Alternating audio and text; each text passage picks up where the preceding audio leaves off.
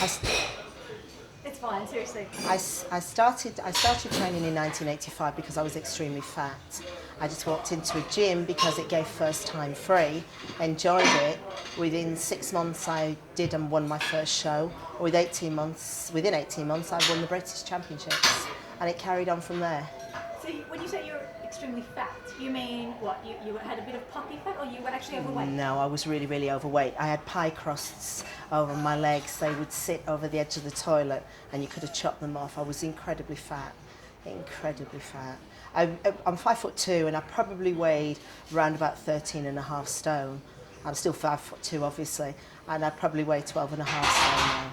But your father was a bodybuilder already, so you grew up with that in the family, did you? Or? No, he was a bodybuilder, but he was also a martial artist. He did 3 forms of martial arts. So I always grew up with my dad always being away from home, always in the dojo or always training.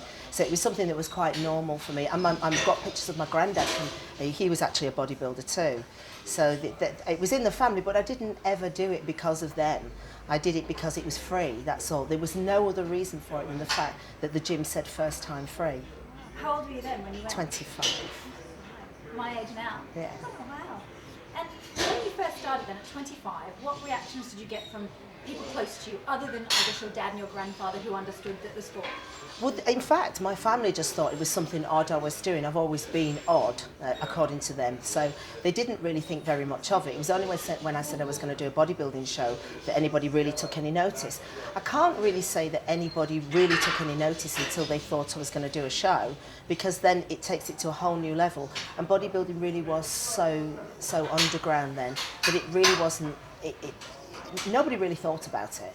And then the show changed everything. Oh, wow. And, okay, so what's about now that you're obviously a very well top of your game, you have this place, people, what are the reactions of people to you now? And when I say that, I guess I do mean especially men on the one hand, or on the other hand, maybe women who see bodybuilding for women as something almost subversive. What do you get? What kind of... Within this part of the world, I'm considered quite normal. Well, I think I'm considered normal. I'm sure they must say things behind my back.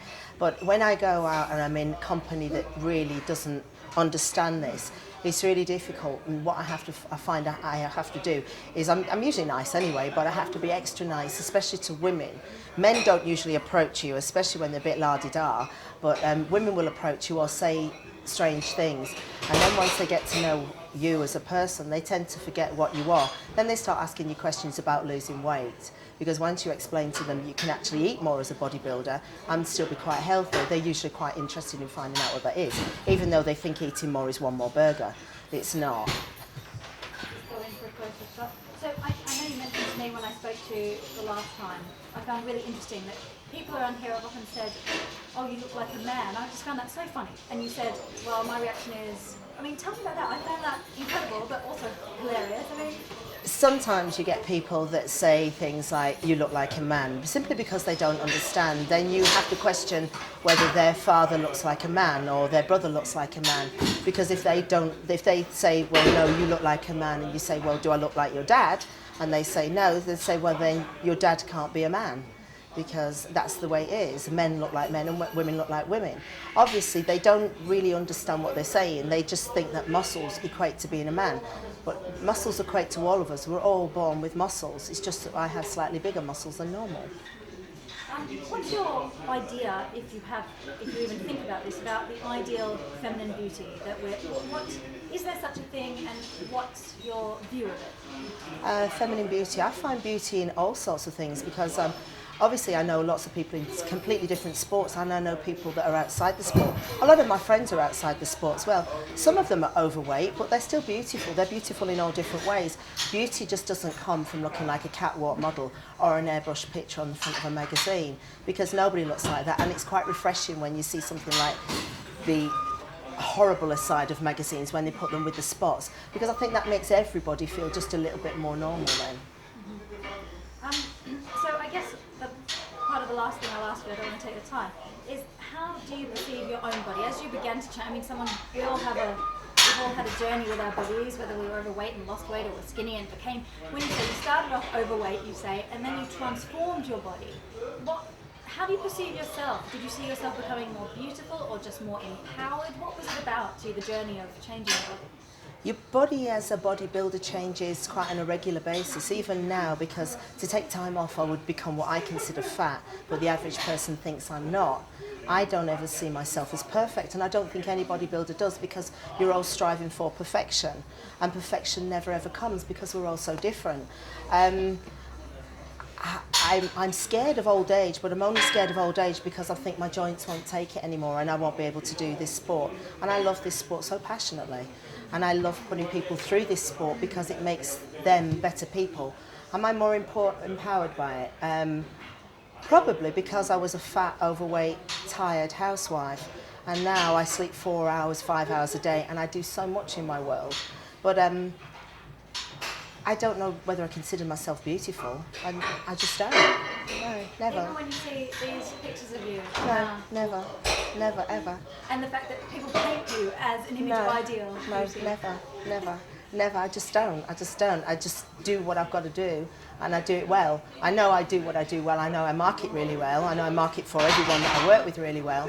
And I know that I can, if you want me to bring stars to your table or bring champions to your table, then I can do. And I know the way to do it because I've been there myself.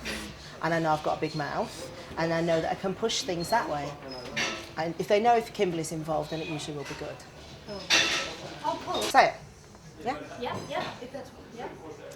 Women should never be frightened of coming into a gym. They should, if at any cost, they should try and get a personal trainer, because they should work with somebody and not train with the boyfriend, not train with the lover or a boy, because they will always get it wrong. Women should train because it will make them much better people. And when they realise that it's better to have biceps than have bingo arms, they soon come round to that way of thinking, and knowing that you can have a lot more calories and utilise them better and sleep better and carry yourself better than wearing corsets and girdles and padded shoulders and just being around a man that likes you eating chips and chocolate. Life's not about that. Life's about being very female and being good with yourself.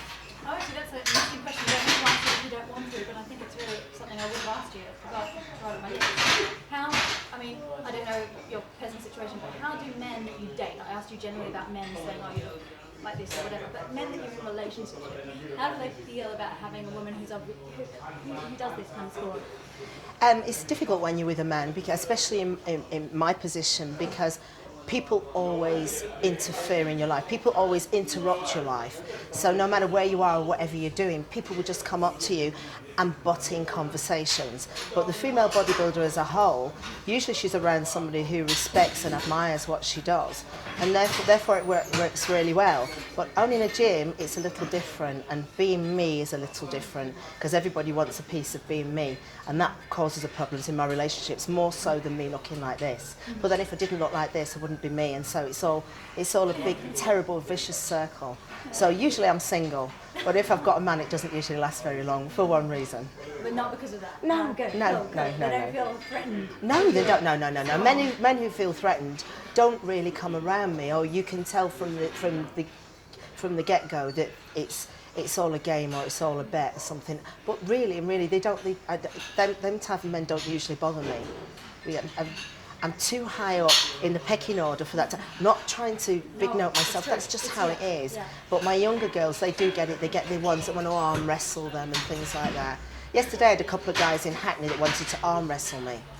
Good God, I'd have probably broke their necks. It's just not what you do. And you just say, no mate, it's just not what I do. And they go, all right, sweet, and move on. Yeah. That's it. Cool. Oh, cool. Good. I think that's